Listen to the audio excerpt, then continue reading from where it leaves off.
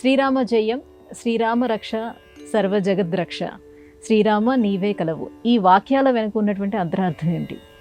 రాముని వారము మాకేమి విచారము అన్నారు వాగ్గేయకారులు ఛాయరాజ స్వామి వారు.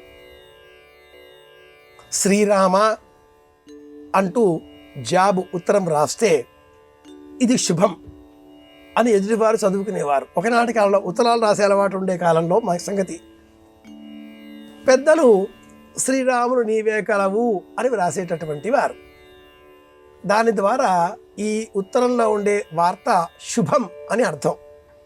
అమ్మాయికి బారసాల ఇవా చెప్పుకోవడానికి, మంచి వార్తలు చెప్పడానికి శ్రీరాముడు నీవే కలవు.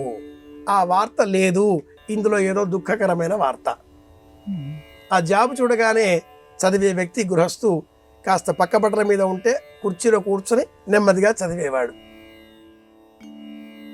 సంక్షిప్తంగా సారాంశం చెప్పేవారు. వాసదాసు అనే పేరు గల వావిలుగురు సుబ్బారావు గారు శ్రీరామ రక్ష సర్వజగద్రక్ష అనే ఒక అద్భుతమైనటువంటి స్లోగన్, నానుడి, మాట, నుడికట్టు, పదజాలం అందరికీ ప్రచారం చేసినట్లుగా పెద్దలు చెబుతూ ఉన్నారు. నిజానికి ఈ మాట ఎవరన్నారు ఎవరికీ తెలియదు. చాలామందికి ఈ వార్తకు కర్తలు వీరే అంటూ ఆ ఖ్యాతి, ఆ పేరును వారే చెప్పారు అంటూ చాలామంది చెబుతూ ఉన్నారు. ఈ మాట వింటూ వస్తూ ఉన్నాం. తమిళనాడులో శ్రీరామ జయం అనడం సంప్రదాయం.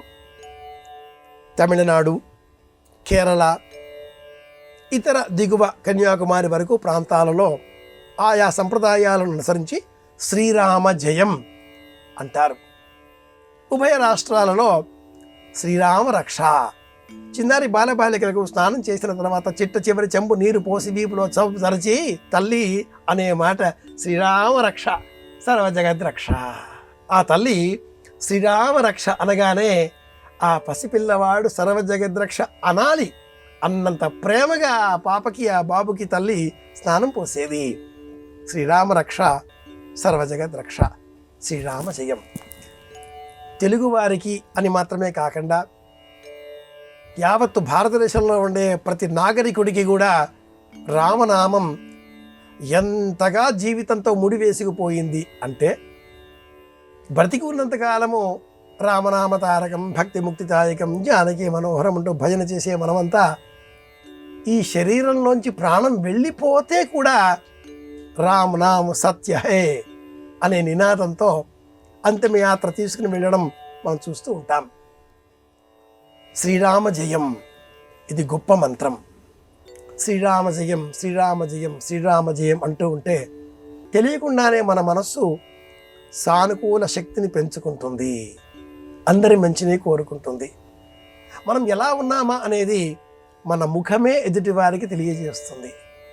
ఆందోళనగా ఉన్నామా, ఆనందంగా ఉన్నామా, స్మైల్ చిరునవ్వుతో ఉన్నామా, డబ్బు మనీ సంపాదించేవారుగా ఉన్నామా, 2-5 అక్షరాలే.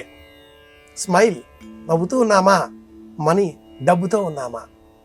స్మైల్ అయినా మనీ అయినా 5 అక్షరాలు నిజమే, కానీ రామనామం స్మరిస్తే మటుకు చిరునవ్వులే వస్తాయి. ఇది సంప్రదాయంలో చెప్పిన విషయం. శ్రీరామ అని అందుకే అన్నారు.